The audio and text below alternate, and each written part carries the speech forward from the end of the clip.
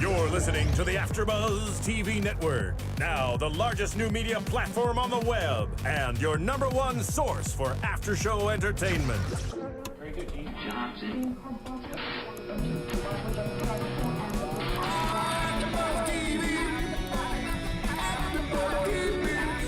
The AFTERBUZZ Studios in Los Angeles, California. Presented by Maria Menounos and Bing.com and streaming live thanks to Akamai Technologies. This is AFTERBUZZ TV's Hello Ladies After Show. We'll break down tonight's episode and get you all the latest news and gossip. And now, another post-game wrap-up show for your favorite TV show. It's AFTERBUZZ TV's Hello Ladies After Show. We are grooving here tonight. Hello, ladies. This is the Hello Ladies After Show. Bing is for doing, and we're here having a blast. I am the captain of your AfterBuzz ship tonight, Jillian. The usual host, Oriana, is out having some fun in San Diego. She'll be back next week. But I have a lovely lady to my left. Yep, I'm Kylie Hodges, and I'll be manning the ship with Jillian tonight. Oh, perfect. She's going to be the best skipper. Yeah. So we had an absolute cringe-worthy episode tonight.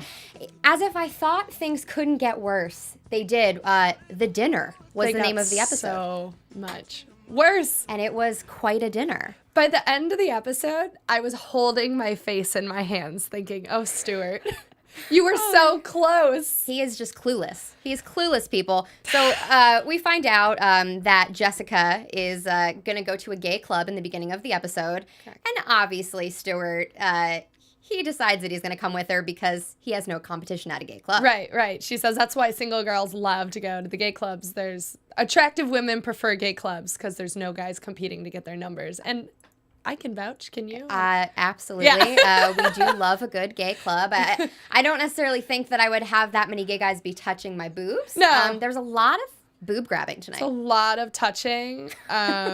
I can't think of any friend that I would just, the women let strangers do it. Go ahead, have a feel. Not my style. You know what? I thought the funniest part about Stuart going to the gay club was they were bartering for a Wi-Fi password. You're right. Stuart was like, if you let me come, I'll give you my Wi-Fi password. He mentions that throughout the episode. Oh, yeah. He really has a lot of pull in that Wi-Fi. You know, well, he's password. a web designer, so he must have some pretty fast internet that Jessica is too cheap to pay for. Yeah. Tampon commercial must not have came through to help her pay the bills. So we get to the gay club, and we see that Jessica is continuing to struggle with her friend, Amelia, who is just a bitch. God, she's the worst. And you know the thing that drives me nuts is that why does Jessica try so hard to be Amelia's friend? They clearly hate each other. Clearly. They're so competitive. And Amelia's so mean to her all the time. Well, have you ever had that experience where you sort of, I don't know, have a little bit of a fake friend? Just keep it for the competition, essentially. Absolutely. I mean, it just reminds me of like middle school. Yeah. There's like that girl that she always tears you down and you're like, I gotta show her up. It's just such a back and forth. And I literally have in my notes, I have Amelia is a bitch, rivalry.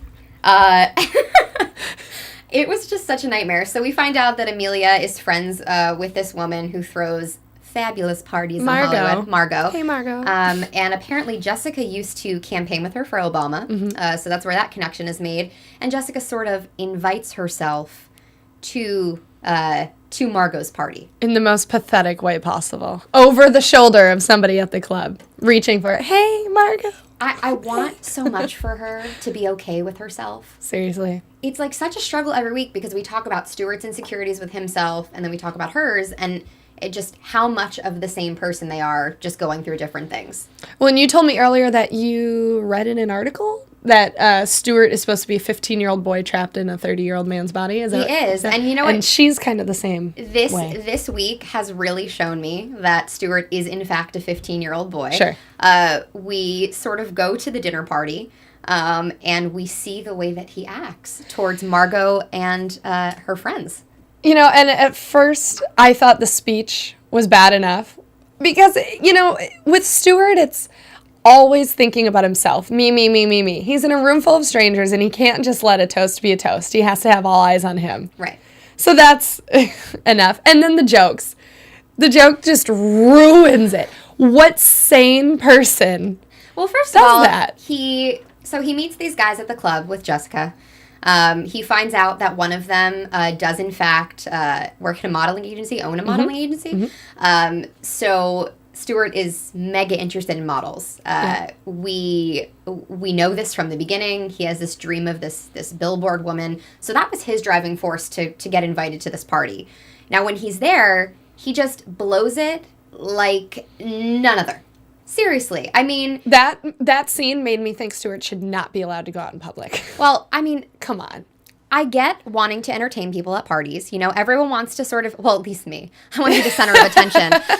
You tap dance on countertops. So I come prepared. Maybe not in a tap dance form, but I do come prepared. But Stuart bombs it so much at the dinner table when he tells a story about a kid that he used to go to school with that everyone thought was gay that actually committed suicide. What? There was no point to that story. There was no point, just to level with the gay men at the table.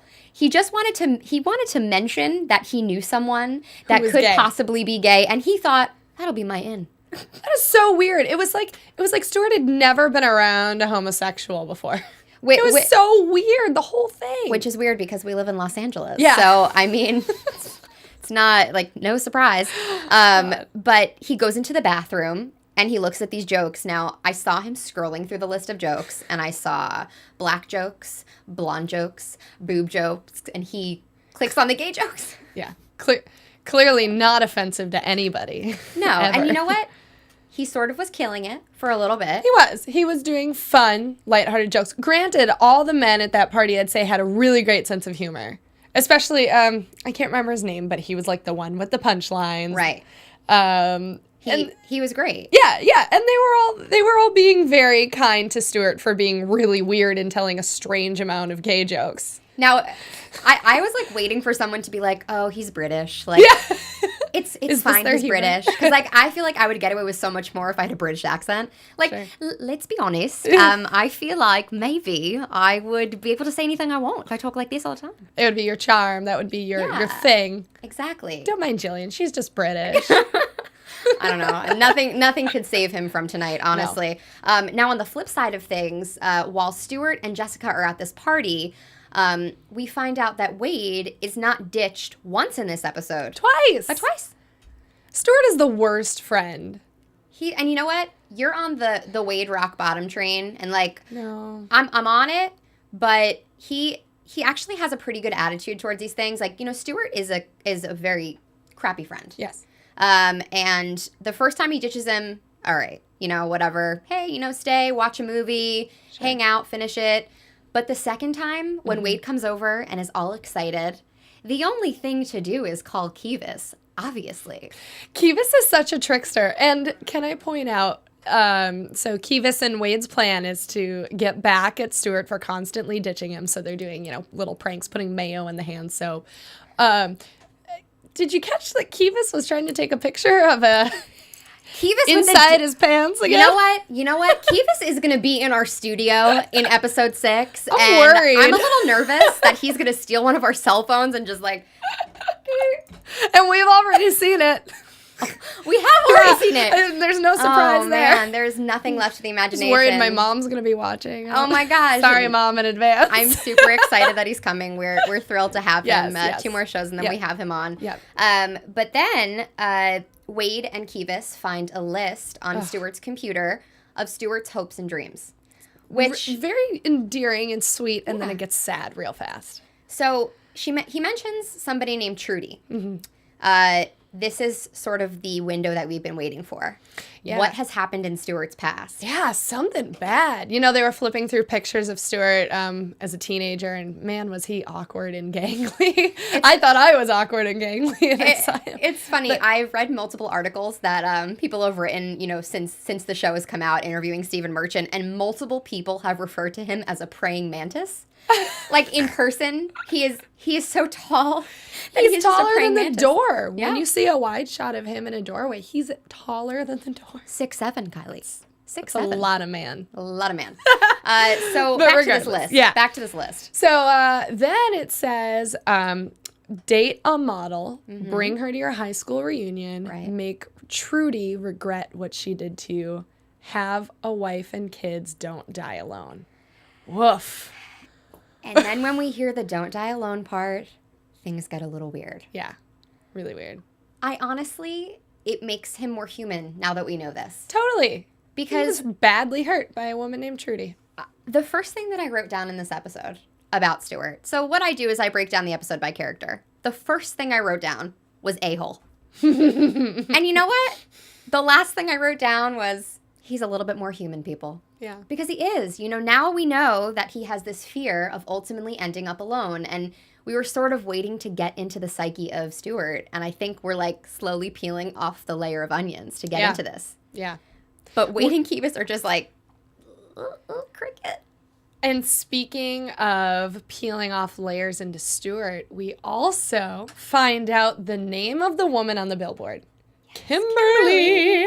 I knew it. My prediction came true. I'm so excited. You points to Jillian for a correct prediction. I know. So I don't remember the gentleman who is a model agency, but he's dating Armand. Yes, he is. And he shows a picture of Kimberly, the model, on his phone to Stuart when Stuart is insisting that he set him up with a model right now. Right now.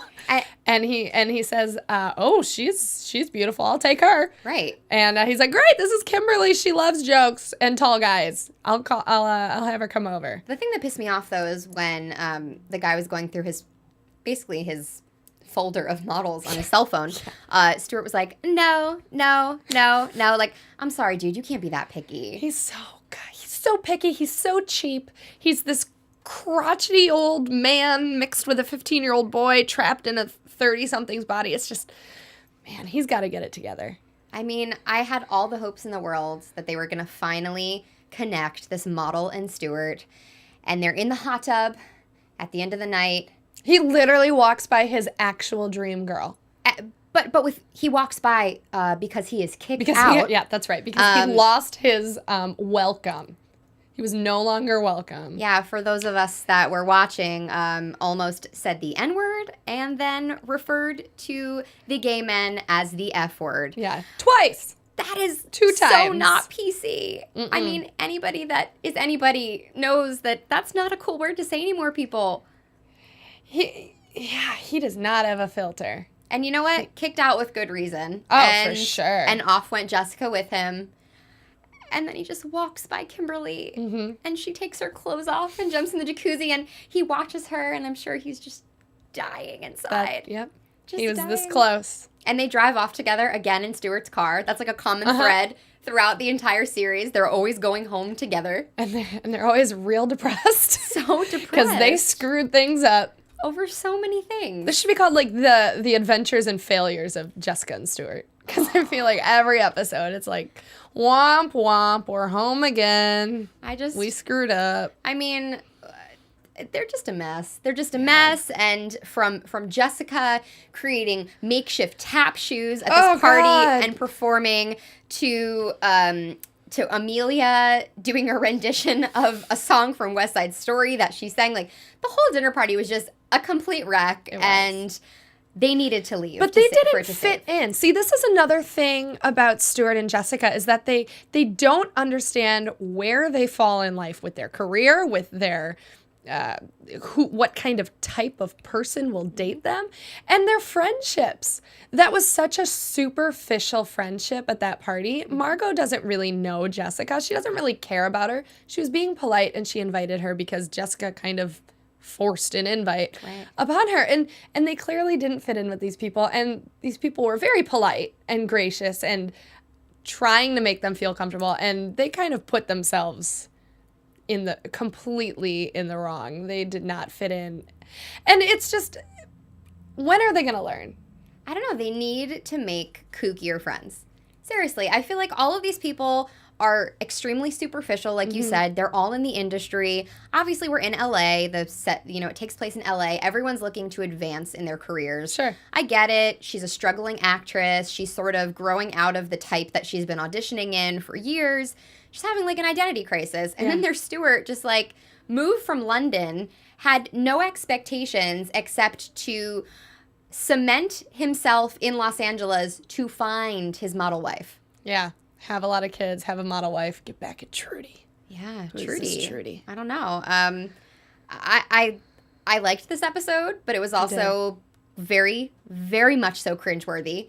And I honestly don't know moving forward how much more I can take of it. No, every episode is. I like it more and more with every episode, but it's getting more and more stressful.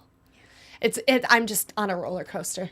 Well, this week I could not wait to get home after last week's show because I wanted to find out more about Stephen Merchant. So we have some news and gossip this week. Yeah. There we go. AfterBuzz TV News. All right. So I went up and I did some research on Stephen Merchant. I know Kylie did as well. So you want to start off by talking about his stand-up? Yeah, he, I believe this was like a year ago. I might be wrong, but he had 2011. Okay. Yeah. About 2 years ago. His stand-up tour was called Hello Ladies, so I was watching a little bit of it, and he's pretty blunt. He starts it off with saying, "This tour is called Hello Ladies, and I'm looking for a wife." He is ready. Yeah, this is, I feel like Stuart is very much so mirroring Stephen. Well, I found a great article that he did with the UK Telegraph, and actually the reporter was on set for, I believe, an episode coming called The Wedding, and he was on set in Burbank with him, and he was just talking about how he sort of embodies the character of Stuart and pulls so much from his own experiences, and actually Stephen admitted to sitting down with the writers and kind of pooling their dating horror stories. So the things that we are watching actually happened, Kylie. What the heck? I don't know what I would do if somebody... That really bothers me. There are just so many things wrong with it. And he also said something about, being the 15-year-old trapped in the 35-year-old's body. And, we know that this show is Stephen Merchant. And you are getting what you pay for. And I did a little scrolling around on YouTube too, and I saw Stephen Merchant was on Jimmy Fallon's show about a week or two ago, and he did a lip sync battle with Joseph Gordon-Levitt and Jimmy, and Stephen tore it up. If you want to see Stephen Merchant do his own rendition of Single Ladies by Beyonce, look up that clip, because that man, all 6'7" of him, was lunging and diving all over the Oh, baby. stage. You know what? We will post that on our Twitters There you go. after the show, so you guys can check it out. Do we have some predictions maybe for next week? Yes, I believe we do. Now, your AfterBuzz TV prediction. Okay, Kylie, spooky. spill it. The next episode's called The Wedding. I don't know if it's the next episode. Oh, all right. Well, the wedding is on my mind, and disaster. I see Stuart being offensive and getting like cake on somebody, or finding a woman at the wedding, because I feel like people go to weddings and meet. He'll meet a dream girl, like at the smoothie shop last episode, and then just screw it up again. I can't wait to see that. Classic Stuart. My prediction is still that something is going to happen with Stuart and Jessica. Yep. I just feel like they're both at a weak point in their life, all right? And when we are at weak points, we sometimes do things that we normally wouldn't do if we were, having a better day.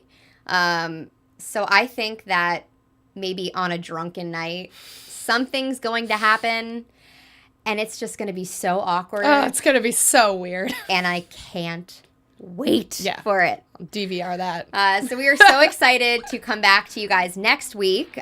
We are going to have some awesome guests in the next few episodes. Yes. 2 of the actresses on the show, and then, of course, Kevis. So be sure to tune in on that. Kylie, where can we find you? You can follow me on Twitter at the Kylie Hodges, or at my website, KylieHodges.com. And you can find me at Jillian Leff on Twitter, or on my website, JillianLeff.com. We had a fabulous time tonight, and we want to thank you guys for watching.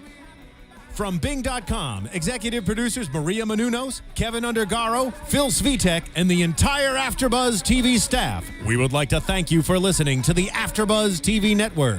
To watch or listen to other after shows and post comments or questions, be sure to visit AfterBuzzTV.com.